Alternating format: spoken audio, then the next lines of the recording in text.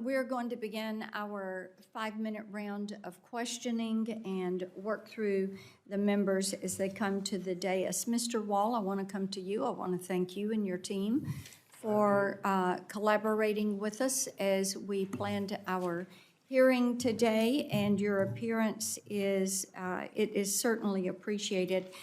I will say I was quite disappointed when I read the FTC complaint against Live Nation Ticketmaster, as well as your response. I couldn't help but remember our hearing from the Judiciary Committee that I referenced earlier, and it was after Taylor Swift's, your platform had such a meltdown. And your president, Ticketmaster's president, told members of the committee unequivocally that your company does everything in its power to stop the circumvention of your ticket purchasing limits and security measures. So, given the allegations in the FTC's complaint, how can you possibly stand by that sentiment saying you do everything you possibly can? Well, thank you, Madam Chair. Of course, it is in litigation, and it's not going to surprise anyone that we contest a lot of the most basic allegations in that case. But let me just say that the reason that I feel that I can say that quite confidently is because, you know, when we left that hearing, we got the message. We understood that we had to up our game, and we have made increase after increase in the resources that we throw into the battle against not just the bots, but all of the different techniques that Does Live Nation Ticketmaster employ a chief technology officer? Yes. You And do? in fact, we have a brand new CEO who is a technologist. What is your expectation of that CTO? Our expectation on this particular issue is to make every effort possible to get the tickets that an artist like Mr. Ritchie wants to sell to his fans. Have you consulted with other companies in similar nature to yours, or other companies, like I said, financial institutions that fight bots every single day? Of Have course. you all consulted with them to see what they're doing? Of course, and the new... So you've consulted with them. Have you picked up any of their best practices? Absolutely. And so why are you not able to block the bots? We are blocking over 500 million. But you're not getting all the bots. If the local power company had your approach to this, every day they would have a bot scoop in and get user data. They would get information. They might even corrupt the system because they get these cyber attacks daily. It is inexcusable that you all cannot find a way to keep transparency and fairness in this marketplace. Mr. Berry, do other of your members have problems such as Ticketmaster has?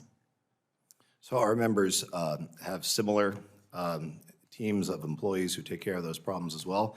And we have a company that is well known and is trying very difficult to break into the primary, and it's done a little bit of that and does not experience those problems and does ticket football stadiums as well. Mm-hmm. So you had mentioned if a broker couldn't be a part of a resale system, it would be a black market. So what is the process somebody goes through to become a broker? Is it just an email address? Is it a physical address? What is the process you require of people? So to become a broker, we are online marketplaces. So in order to sell tickets on an online marketplace, I don't know if there's a process. I'm fully aware you're an to become a online broker. marketplace. Sure. In other words, do you know the people that are there? Do you have the information? Do you do enough of research to know that this is actually an ongoing concern and not a scalper? So every seller that is on a marketplace has to set up an account and be verified and provide their information and their address, et cetera. If there's ever a problem as a marketplace, like any marketplace, in our case tickets, we only do one thing, and Mr. that's Weingarten, tickets. you're kind of rolling your eyes on that. You got a response to that? I don't think that that's even possible for the amount of, So you don't believe what they're saying? I do not. Okay, that's great. Mr. Ritchie, I want to come to you. I know you've got the reputation, not only in Nashville, but around the country. You do a barn burner of a show, and you're known You're going to say something else. Not quite. But you take care of your fans. You are known for taking care of your fans. So how has this price gouging in the marketplace affected your fan base? What do they tell you? They're pissed. It prices them out of the market, many of them, especially, the working class folks. And like I've explained before, people don't realize why this is so different than another business where maybe if a grocery store is gouging on the price of something, you might be able to go to another store close by if you have those means to get that a little better price. When you're talking about your favorite artist, I'm looking back when I was a child at some of my favorite artists, I would have done anything to get into those shows. And so some of these people, they're maxing out their credit cards and they're in debt. They're missing a house payment, things like this. So the way it affects them is terrible. You see it all the time. Go on to any artist message board who's popular and tickets come, and it's a conundrum to get them. And just look at those messages.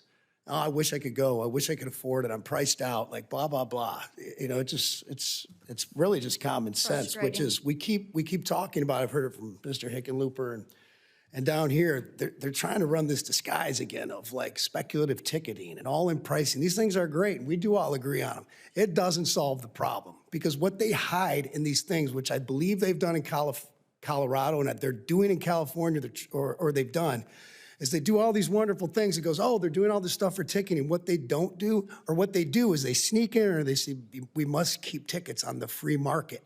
And all that does is give the scalpers, the bad actors, the bots, a license to ill. That's it. So they keep running this game. Don't be fooled. Like the only way I've seen it that we can fix this is, and Live Nation, us and Ticketmaster agree on this, oddly enough, that there needs to be a price cap. They've tried this in Europe. Just look at it. It works there. Do I want to be a follower of Europe? Not really. But you know what I mean? If they did something that's kind of working, we ought to take a hard look at that. My time's expired. Senator Klobuchar.